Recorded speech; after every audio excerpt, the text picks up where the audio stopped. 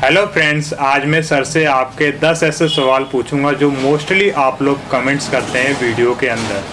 तो आज का मेरा पहला सवाल सर से ये है कि जब भी हम लोग हेयर स्टाइल बनाने जाते हैं तो आपकी तरह नहीं बनते हैं, ऐसा क्यों? तो इसका जो सिंपल सा आंसर है वो मैं अपने ऊपर ही देना चाहूँगा कि मैं 2014 से टीचिंग कर रहा हूँ। तो 2014 से मैं टीचिंग कर रहा हूँ और स्टूडेंट काफ़ी सारे मेरे पास आए हैं। उनको सिखाते सिखाते सिखाते इतनी अच्छी मेरी हेयर स्टाइलिंग हो पाई है जो मैं कर लेता हूँ। एक्चुअली जब मैं सिखाता भी था ना, तो जब मेरी क्लासेस ओवर हो जाती थी उसके बाद भी, क्योंकि उस टाइम पे मैं जॉब करता था 2014 में, तो जब वो क्लासेस के बैचेस भी ख़त्म हो जाते थे ना, तो खाली टाइम में भी मैंने कभी ऐसा नहीं कि मैं बैठ जाता था। खाली टाइम में भी मैं कुछ ना कुछ नया नया बनाता रहता था। तो ऐसे ही आपको भी प्रैक्टिस करनी पड़ेगी। जब भी कोई हेयर स्टाइल देखते हो आप, तो उसकी प्रैक्टिस करने की कोशिश करो। ये नहीं कि आपने एक बार ट्राई किया और उसके बाद से छोड़ दिया। इससे क्या होगा कि आपका अंदर का जो कॉन्फिडेंस है ना, वो वहीं लूज हो जाएगा। आप थोड़ा थोड़ा बनाने की कोशिश करो। जहां आप थोड़ा बना लोगे ना, तो वहां से आपका कॉन्फिडेंस जो है अंदर से ना, वो गेन होगा। तो इसीलिए आप थोड़ा थोड़ा बनाने की कोशिश करो। और जो भी आप वीडियोस देखते हो हेयर स्टाइलिंग की, तो उसको थोड़ा थोड़ा बनाने की कोशिश करो। ये नहीं एकदम से हम पूरा बना लेंगे, अभी बना लेंगे, वो क्या होगा, आपसे नहीं बनेगा ना, अंदर से कॉन्फिडेंस जो है आपका लूज हो जाएगा। तो मैं बस सिंपल सी बात यही कहना चाहूँगा कि जो अभी आपको आता है पहले उसको बनाने की कोशिश करो, और जब वो आपको आने लग जाएगा ना, उसके बाद से थोड़ा थोड़ा ट्राई करो थोड़ा सा टफ हेयर स्टाइल बनाने की। और वीडियोस को पूरा देखा करो, उसको समझो। कोई चीज़ को जब आप अच्छे से समझोगे ना, तब आप अच्छे से बना पाओगे। जब आप समझोगे ही नहीं तो आप क्या बना पाओगे? पहले आप वीडियोस को, कोई सी भी वीडियोस आप देखते हो जो भी आपको पसंद आती है, चाहे मेकअप हो गया, हेयर स्टाइल हो गया, आप उसको अच्छे से देखो कि वो कैसे लगाया जा रहा है। मेकअप कर रहे हैं तो वो कैसे प्रोडक्ट कैसे लगा रहे हैं, या फिर आप हेयर स्टाइलिंग कोई वीडियो में आप देखते हो कि हेयर स्टाइलिंग कैसे कर रहा है, तो स्टेप बाय स्टेप आप देखो। उसके अंदर अगर बता रहा है तो वो आप चीज़ समझो। जब आप समझोगे तभी आप उसको कर पाओगे। तो आपकी तरफ से पूछा गया दूसरा सवाल है सर से कि मोस्टली जब हम कर्ल्स करते हैं तो कर्ल्स खुल जाते हैं, तो ऐसा क्यों होता है? क्योंकि हम लोग इतने सारे प्रोडक्ट्स यूज़ करते हैं कर्ल करते समय। क्लाइंट्स आते हैं और हम कर्ल्स जैसे करते हैं वैसे खुल जाते हैं, या फिर क्लाइंट्स पार्लर के अंदर ही रहता है और हम कर्ल्स कर देते हैं, आधे घंटे बाद खुल जाते हैं। बहुत सारी ऐसी प्रॉब्लम होती है जब भी हम कर्ल्स करते हैं। बहुत सारे प्रोडक्ट यूज़ कर लिए, बहुत अच्छी अच्छी मशीनें यूज़ कर ली, मगर हमारे कर्ल्स टिकते ही नहीं है। ऐसा क्यों? कर्ल्स क्यों खुल जाते हैं? इसके लिए आपके पास बेसिक नॉलेज होना बहुत ज़रूरी है, जिसके अंदर हेयर की पूरी अच्छे से जानकारी होनी चाहिए। तो हेयर की हमारी 3 लेयर होती है, क्यूटिकल, कोटेक्स, मेडुला। क्यूटिकल पे जो ऊपरी लेयर होती है, क्यूटिकल के ऊपर आप शैम्पू कंडीशनर करते हैं। सेकंड हमारी कोटेक्स होती है, जिसके ऊपर आप केमिकल वर्क करते हैं, जो बहुत ही ज़्यादा हार्ड होती है लेयर। और थर्ड हमारी होती है मेडुला। तो मेडुला हमारे बालों का मोटा और पतला डिसाइड करता है, हमारे बाल कितने मोटे हैं कितने पतले हैं। और ये मेडुला हमारे स्कैल्प से लेकर पूरी लेंथ तक आता है, और जिसके स्कैल्प से लेकर पूरे लेंथ तक आएगा उसका बाल मोटा होगा, और जिसका मेडुला नहीं होगा, बाल पतले होंगे, वो स्कैल्प के अंदर ही रह जाएगा, तो उसके बाल बिल्कुल पतले होंगे। तो मेडुला के ऊपर डिसाइड करता है। अगर किसी के बाल मोटे हैं जिसके अंदर मेडुला है, बालों के अंदर मेडुला है, तो उसके अंदर कर्ल्स रहेगा, और जिसके अंदर मेडुला नहीं है उसके कर्ल्स खुल जाएंगे। इसके ऊपर आप ऐसे देख सकते हैं जैसे कि साउथ इंडियन जो हेयर होते हैं उनके बाल मोटे भी होते हैं और कर्ली भी होते हैं। अगर आप उसके ऊपर स्ट्रेटनिंग करना चाहेंगे तो थोड़ी देर बाद आप क्या देखेंगे, वो थोड़ी थोड़ी धीरे धीरे दोबारा से कर्ल्स होने लग जाएंगे, उसी जैसे कर्ल्स होने लगे हैं। अगर उनके हेयर स्टाइल आप देखेंगे तो उसके अंदर मोस्टली क्या करते हैं वो लोग, या तो फिर प्रॉपर ड्रायर करते हैं, अच्छे से स्ट्रेट करते हैं, या फिर स्ट्रेटनर से स्ट्रेट करके वो क्या करते हैं, वैक्स लगाते हैं। वैक्स लगाने से उनके as it is hair style जो है वैसे वैसे एक स्लीक लुक आता है। ठीक है, अगर आप नॉर्थ ईस्ट की तरफ जाएंगे वहाँ पे कर्ल्स रुकते ही नहीं है, क्योंकि उनके बाल स्ट्रेट इतने हैं कि आप जैसे कर्ल्स करेंगे थोड़ी देर बाद खुल जाएंगे। तो ये अंतर आ जाता है मेडुला के ऊपर। तो पहला रीज़न तो ये है। दूसरा रीज़न ये है दोस्तों कि जो अभी मैंने आपको बताया, क्यूटिकल लेयर के ऊपर शैम्पू और कंडीशनर आप करते हैं। ठीक है, तो शैम्पू करने से क्या होता है, क्यूटिकल लेयर जो है वो ओपन हो जाती है, और कंडीशनर लगाने से क्यूटिकल लेयर बंद हो जाती है। ये आपने जरूर पढ़ा होगा। तो आप ऐसे समझ सकते हैं, अगर मान लो किसी चीज़ के, मान लो एक घर है, घर का अगर आपने दरवाजा बंद कर दिया तो आप अंदर जा नहीं सकते ना। तो यही एक रीज़न है कि अगर आप स्प्रे डालेंगे कंडीशनर लगाने के बाद तो वो अंदर जाएगा नहीं और काम करेगा नहीं, क्योंकि आपने क्यूटिकल लेयर को बंद कर दिया है कंडीशनर लगा के। तो कभी भी आप जब भी आप हेयर स्टाइलिंग करवाएं या करने जाएं तो उसके लिए आपको सबसे पहले शैम्पू करना है और कंडीशनर नहीं यूज़ करना है। अगर आपने कंडीशनर यूज़ कर दिया तो आपने क्यूटिकल लेयर बंद कर दी। अगर आप कोई प्रोडक्ट डालने जाएंगे तो उसके अंदर अच्छे से काम नहीं करेगा, क्योंकि आपने क्यूटिकल लेयर बंद कर दी है। ठीक है, हमारा ये दूसरा रीज़न है। थर्ड रीज़न ये है कि आपका सेक्शन ज़्यादा मोटा नहीं होना चाहिए, ना ज़्यादा पतला होना चाहिए, एक मीडियम सेक्शन होना चाहिए और उसी के लेवल में आपको पूरा ऊपर तक पूरे हेयर के अंदर ऑल ओवर हेयर में अगर आप कर्ल्स करने जा रहे हैं या जहाँ भी पर्टिकुलर एक पार्ट में कहीं काम कर रहे हैं तो ऐसा आपका सेक्शन होना चाहिए, मीडियम सेक्शन आपका होना चाहिए। थर्ड रीज़न ये है। फोर्थ रीज़न ये है कि आपके पास एक स्ट्रॉन्ग हेयर स्प्रे होना बहुत ज़रूरी है। मोस्टली मैं बहुत सारी वीडियोस में भी बहुत सारी चीज़ें मैं बताता हूँ, शायद आप लोगों ने ध्यान भी दिया हो, कुछ लोग ध्यान भी नहीं देते हैं। तो यही मैं बताना चाह रहा हूँ कि आपके पास स्ट्रॉन्ग वाला हेयर स्प्रे भी होना बहुत ज़रूरी है। उसके बाद से फिफ्थ रीज़न ये है कि आपके पास अगर मशीन है तो जब भी आप ऐसे बालों पे काम करने जा रहे हैं जहाँ कर्ल्स खुल जाते हैं तो उस पर छोटे नंबर की मशीन यूज़ करें। जैसे कि छोटा नंबर ऐसे आप समझ सकते हैं, अगर आप बढ़ते हुए नंबर की तरफ जाएंगे तो वो मोटे कर्ल्स बनेंगे, अगर आप नीचे घटते हुए नंबर पे जाएंगे तो आपको देखेंगे पतले कर्ल्स हैं। जैसे कि अगर 10 mm की कर्लिंग मशीन से आप कर्ल्स करेंगे तो वो टाइट कर्ल होंगे।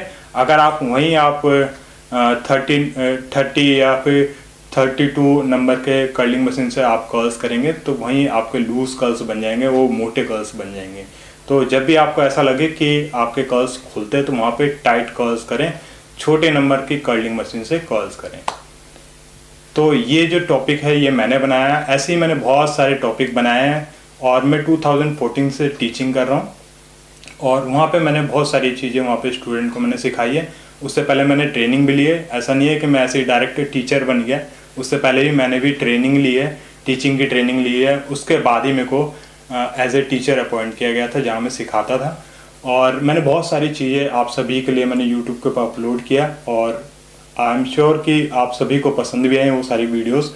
और ये भी वीडियोस आई एम श्योर आपको पसंद आएगी, मेरी दी गई हुई नॉलेज भी आपको अच्छे से समझ में आया होगा। और जितनी वीडियोस मैंने अभी तक यूट्यूब के ऊपर अपलोड की है या फिर कोई काम की चीज़ अपलोड की है अपने थ्रू से, तो आपने ये देखा होगा कि उसके बाद ही मेरी वीडियोस के बाद ही कोई नॉलेज आपको मिली होगी या फिर यूट्यूब पे अपलोड हुई होगी, चाहे मशीनों के बारे में हो, चाहे फिर डमी के बारे में हो, चाहे फिर डमी को वॉश करने के बारे में हो। एवरीथिंग जितनी भी मैंने डाली होंगी वो सारी पहले मैंने नॉलेज जो मैं सिखाता था, पहले सिखाता था 2014 से मैं सिखाता हुआ आ रहा हूँ।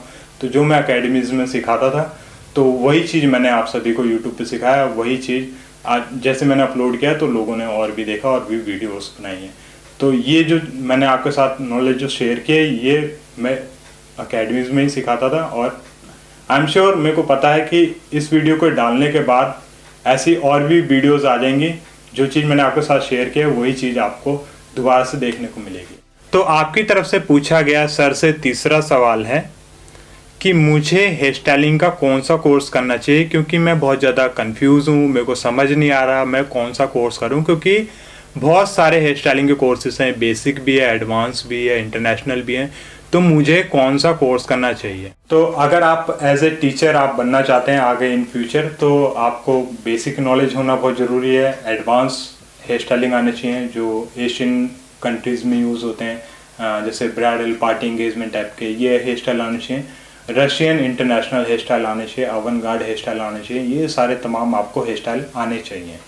अगर मैं बात करूँ अगर आप पार्लर में हैं, अगर आपका पार्लर है तो आपको बेसिक हेयर स्टाइल आने चाहिए और एडवांस आने चाहिए। और अगर आप कुछ एडवांस करना चाहते हैं तो आपको इंटरनेशनल भी आने चाहिए, जो आप मिक्स एंड मैच करके भी हेयर स्टाइल बना सकते हैं। तो ये आपको हेयर स्टाइल आने चाहिए। अगर आप फ्रीलांसर है तो आपको सेम चीज़ यही आनी चाहिए आपको। अगर आप कंपटीशन टाइप के हेयर स्टाइल करना चाहते हैं या फिर आप कंपटीशन करना चाहते हैं, सेमिनार या शूट करते हैं, तो आपको रशियन टाइप के आई कैची हेयर स्टाइल आने चाहिए। आई कैची का मतलब ये है कि रशियन जो हेयर स्टाइल होते हैं इस टाइप के हेयर स्टाइल आपको आने चाहिए। एशियन में भी बहुत सारे ऐसे हेयर स्टाइल है जो आई कैची होते हैं, जो अट्रैक्ट करते हैं अपनी तरफ, ऐसे आपको हेयर स्टाइल आने चाहिए। चौथा सवाल सर से ये है कि फेस शेप के हिसाब से हमें कैसे हेयर स्टाइल करनी चाहिए, क्योंकि मोस्टली जब भी क्लाइंट पार्लर में आता है तो हमें समझ नहीं आता कि हमें कौन सा हेयर स्टाइल देना चाहिए, क्योंकि किसी का फेस लंबा होता है, किसी का छोटा होता है, किसी का मोटा होता है, तो किसी का पतला होता है। तो मेरे को बिल्कुल समझ नहीं आता कि कैसे हेयर स्टाइल करनी चाहिए फेस के अकॉर्डिंग। फेस शेप के हिसाब से आप कैसे हेयर स्टाइल बना सकते हैं, इसके ऊपर मैंने एक पूरा टॉपिक अच्छे से समझाया हुआ है, और भी आगे अगर आप बोलेंगे तो अच्छे से समझा दूंगा, नीचे आप कमेंट कर सकते हैं। बाकी मैंने ये जो वीडियो का लिंक है इसका नीचे डिस्क्रिप्शन बॉक्स के अंदर डाला हुआ, तो आप वहाँ पे देख सकते हैं। अगर पहले किसी ने देखा है तो उनको अच्छे से पता होगा कि मैंने फेस शेप के ऊपर भी वीडियो ऑलरेडी बनाया हुआ है। पांचवा सवाल सर से ये है कि हमें कहाँ से कोर्स करना चाहिए। हमें बिल्कुल समझ नहीं आता कि हमें कहाँ से कोर्स करना चाहिए। तो जैसे कि आप कोर्स करने के लिए बहुत जगह आप ट्राई करते हैं, बहुत जगह आप देखते भी हैं, जैसे इंस्टाग्राम हो गया, फेसबुक हो गया, यूट्यूब हो गया, तो आप लोग ज़्यादातर वीडियोस वगैरह देखते हैं और आपको लोगों का काम भी पसंद आता है।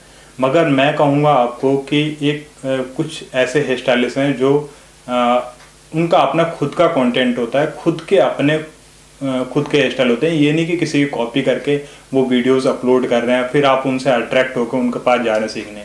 तो मैं बस यही कहूँगा कि ओरिजिनल बंदे के पास जाओ, ओरिजिनल टीचर के पास जाओ, जो आपको अच्छे नॉलेज दे, वो आपको एक प्रोफेशनल हेयर स्टाइलिस्ट बनाए। ये नहीं कि आप कॉपी वाले टीचर के पास जाए, कि वो तो आप भी कर सकते हैं कॉपी वाला। जैसे कि आपने देखा किसी का वीडियो देख के आपने बना लिया, तो वो तो सेम वही चीज़ जो आप कर सकते हैं वही चीज़ वो कर रहा है। तो आप ऐसे आर्टिस्ट के पास ना जाके आप ऐसे आर्टिस्ट के पास जाए जिनका खुद का काम है, जिन्होंने अपनी मेहनत, अपना दिमाग, हर एक चीज़ यूज़ करके उसने अपनी मेहनत से चैनल बनाया है या फिर वो हेयर स्टाइल बनाते हैं। तो मैं बस यही कहूँगा, ओरिजिनल कंटेंट क्रिएटर के पास आप जाएं, वहाँ पे अच्छे से हेयर स्टाइल सीखें।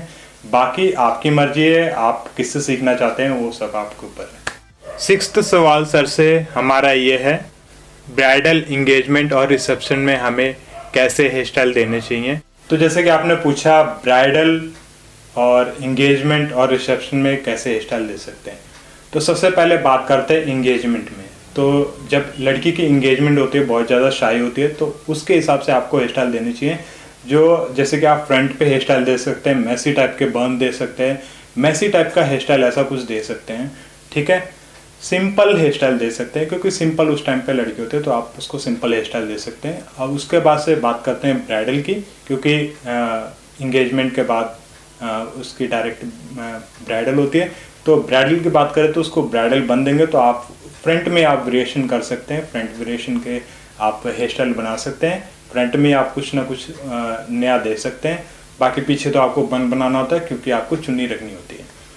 उसके बाद से बात करते हैं रिसेप्शन में। तो रिसेप्शन में आपको ऐसे हेयर स्टाइल देने चाहिए कि उसका जो हेयर स्टाइल है वो खुले नहीं, क्योंकि समहाउ उस टाइम पे क्या होता है कि जो लड़के वालों की तरफ से काफ़ी सारे ऐसे उसके फ्रेंड्स होते हैं, लड़का खुद भी चाहता है कि लड़की को ले जाके साथ में डांस करे। तो उस टाइम पे ऐसा ना हो कि आपका जो आपने हेयर स्टाइल बनाया वो खुल जाए, या फिर आपने कोई एक्सटेंशन लगाई तो वो खुल जाए। तो ऐसा बिल्कुल हेयर स्टाइल ना दें, आपको ऐसे हेयर स्टाइल देने चाहिए जो कि वो खुले नहीं, और अगर आपने एक्सटेंशन लगाया है तो एक्सटेंशन भी आप। सातवां सवाल हमारा सर से ये है कि हमें लिमिटेड डेज में हेयर स्टाइलिंग करना आ जाएगा। लिमिटेड डेज़ का मतलब ये है कि 10 डेज़ के जो कोर्स होते हैं ये, या फिर 20 डेज़ के जो कोर्स होते हैं ये, या फिर 1 मंथ के कोर्स होते हैं वो, तो ये लिमिटेड डेज़ होते हैं। लिमिटेड डेज़ में जैसे कि आपने पूछा, लिमिटेड डेज़ में आपको हेयर स्टाइल आ जाएगा। अगर मान लो 10 दिन की क्लास है तो 10 दिन में आपने बहुत सारे हेयर स्टाइल सीख लिए, ठीक है। सीखने के बाद आपको प्रैक्टिस करनी है। ये नहीं कि आपने 10 दिन में सीखने के बाद जिससे आपने सीखा वही आर्टिस्ट आप बन जाओगे।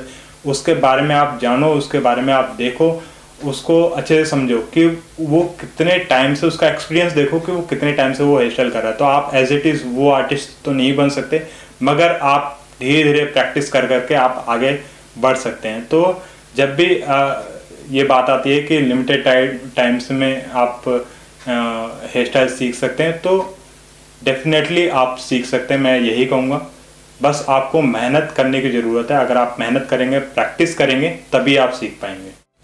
8वां सवाल सर से यह है कि क्लाइंट का हम सबसे पहले मेकअप करें या फिर हेयर स्टाइल। तो जैसे कि आपने पूछा कि मेकअप करें या फिर हेयर स्टाइल, तो आप ऐसा कर सकते हैं, सबसे पहले आप क्रिम्पिंग कर लें बालों के अंदर, जिससे कि वॉल्यूम आ जाएगा। तो और वॉल्यूम आने के बाद जैसे कि सॉफ्ट, काफ़ी लोग बोलते हैं सॉफ्ट हेयर है, सॉफ्ट हेयर है, तो आप क्रिम्पिंग कर लेंगे तो आपको सॉफ्ट नहीं लगेगा, वो काफ़ी ज़्यादा रफ हेयर हो जाएंगे और आप इजीली हेयर स्टाइल कर पाएंगे। तो इससे सबसे पहले आपको क्या करना है, क्रिम्पिंग कर लेना है, उसके बाद आपको मेकअप करना है। मेकअप करने के बाद आप हेयर स्टाइल कर सकते हैं। 9वां सवाल सर से ये है कि रिबॉन्डिंग वाले जो हेयर होते हैं या फिर स्मूथनिंग वाले हेयर होते हैं, क्या हम उसके ऊपर क्रिम्पिंग कर सकते हैं? आज का 10वां सवाल जो है वो आपको नीचे कमेंट सेक्शन में आपको पूछने हैं। मैंने आपके जितने भी क्वेश्चन थे वो सर से मैंने पूछ लिए। अगर आपको लगता है सर ने आपको बहुत अच्छे से जवाब दिया तो नीचे कमेंट सेक्शन में आप ज़रूर बताइए आपको कितनी हेल्प मिली है इस वीडियो से। और 10वां जो सवाल है आप नीचे कमेंट सेक्शन में बताइए। ऐसे ही और भी वीडियोस आपके लिए आती रहेंगी। अगर आपको कुछ भी पूछना है तो वो नेक्स्ट वीडियो में आपको बताएंगे।